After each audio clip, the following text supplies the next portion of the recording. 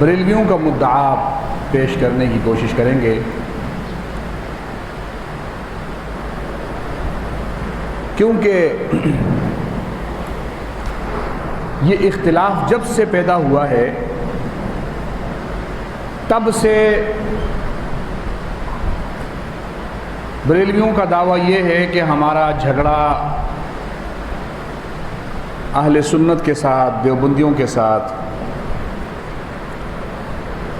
وہ عبارات پر ہے اور کسی مسئلے پر ہمارا جھگڑا نہیں ہے۔ وہ اپنی کتابوں میں لکھتے ہیں کہ یہ علم غیب، حاضر ناظر، نور بشر، یہ جتنے مسائل ہیں یہ فروعیات ہیں، ظنیات ہیں، یہ تیجا، 11ویں 12ویں میلاد، یہ وغیرہ، یہ ساری فروعیات ہیں، اصل جھگڑا عبارتوں پر ہے۔ اچھا، اس مسئلے کو سمجھنے کے لیے نا اجمالی طور پر آپ کو پہلے یہ سمجھنا پڑے گا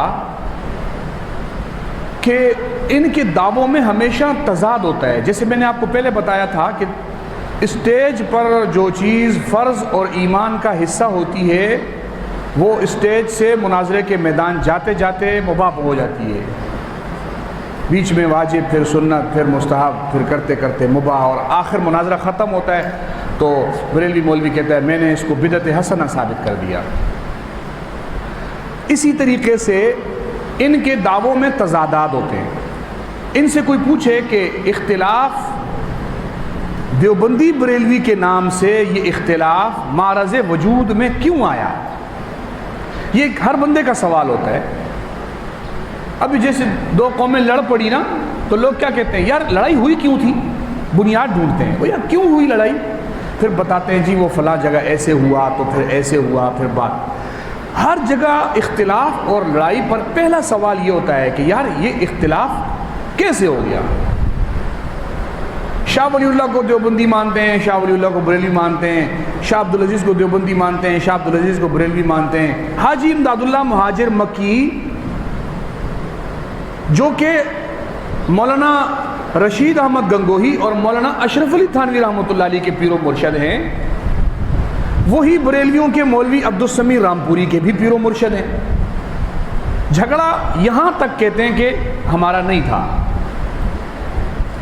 ایک بریلوی فیض احمد اویسی نے تو پوری کتاب لکھی ہے انعام اللہ فی عقائد حاجی امداد اللہ، اس نے یہ کہا ہے کہ حاجی امداد اللہ بھی ہمارا بندہ تھا۔ سمجھ میں آ رہی ہے بات؟ تو اب سوال یہ پیدا ہوتا ہے کہ یہ اختلاف کیوں پڑا۔ یہاں پر بریلوی دو طرز اختیار کرتے ہیں۔ اگر ان کو ٹی وی پر لے جاؤ، ٹیبل ٹاک پہ لے جاؤ، عوامی محفل میں لے جاؤ تو یہ کہیں گے اختلاف دیوبندیوں نے ڈالا ہے۔ کیوں جی؟ یہ گستاخیاں نہ کرتے، ہم حکم نہ لگاتے، گستاخی انہوں نے کی لہٰذا جھگڑا ہو گیا، لہٰذا سارا گناہ کس کے سر ڈال دیا؟ دیوبندیوں کے۔ یہی مولوی جب اپنے مجلس میں بیٹھ کے درس دے رہا ہوتا ہے، تقریر کر رہا ہوتا ہے، تو وہاں بیٹھ کے بولتا ہے کہ جناب،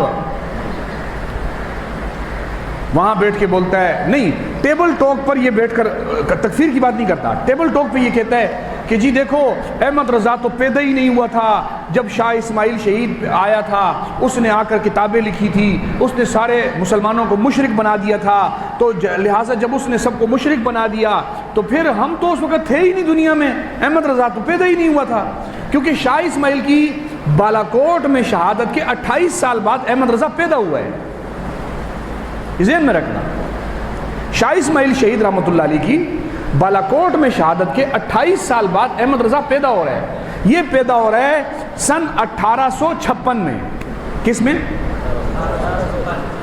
تحریک جنگ آزادی لڑی گئی ہے 1857 میں۔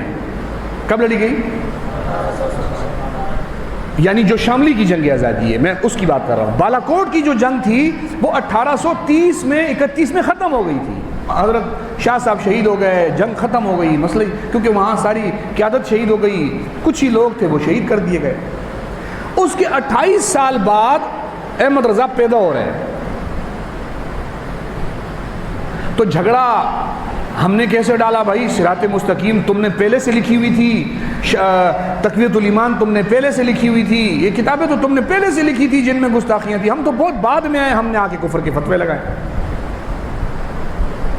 تفصیلات میں جاؤں تو بات بہت دور نکل جائے گی، میں اس لیے بالکل خلاصتاً بتا رہا ہوں. آج تھوڑے سے وقت میں زیادہ باتیں پڑھنے کا موڈ ہے، تو آج آخری دن بھی ہے تو پھر موقع پتہ نہیں ہاتھ آئے نہ آئے کہ میں ساری تفصیلات بتاؤں.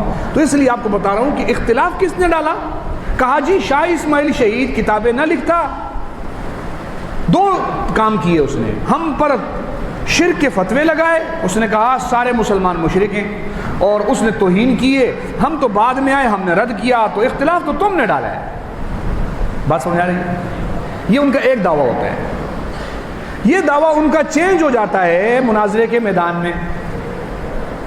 جب آپ ان کو کہتے ہیں کہ شاہ اسماعیل نے مسلمانوں کو مشرک کہا بقول تمہارے، توہین کی بقول تمہارے، تو شاہ اسماعیل مسلمان ہوئے کافر؟ بس میں آ رہی، آپ بتاؤ مسلمان ہیں کافر؟ بریلوی بتائے نا، تو بریلوی کہے گا کہ جی ہم بس خاموش ہیں اس بارے میں. بھائی ایک آدمی توہین کر رہے ہیں آپ خاموش ہیں، ایک آدمی گستاخی کر رہے ہیں آپ خاموش ہیں، تو پھر اس کا مطلب ہے کہ آپ اس سے بڑے ڈرامے باز ہیں. وہ تو کچھ نے تو کچھ نہیں کیا، کر تو آپ رہے ہیں. پھر بات سمجھ میں آ رہی ہے؟ شاہ اسماعیل شہید نے اگر اختلاف ڈالا تھا تو ماؤ شما موجودہ دیوبندی علماء سارے اس لیے کافر ہیں کہ شاہ اسماعیل کو مسلمان سمجھتے ہیں.